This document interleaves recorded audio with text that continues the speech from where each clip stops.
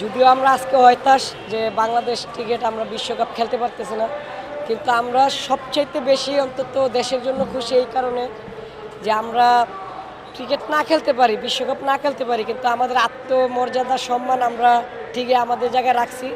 কিন্তু আমরা যাদের বিগত 17-54 ধরে যাদেরকে বন্ধু মনে করতাম, যে ভারতকে, সেই ভারতে আজকে শত্রু পরিচয় দিয়ে আমাদের দেখিয়ে দিল। আর যে পাকিস্তানরা আমরা শত্রু মনে করতাম, সেই পাকিস্তান আজকে আমাদের বন্ধু, বন্ধু বললে ভুল হবে, ভাইয়ের মতো এসে পাশে দাঁড়ায়া আজকে যে আইসিসি এবং ভারতের যে ক্ষতি করে দেখাইলো, আমরা মনে করি বাংলাদেশ আমরা বিশ্বকাপ খেলি নাই, বিশ্বকাপ থেকে বাদ পড়ি নাই, বরং বিশ্বকাপ নিয়ে আসছি।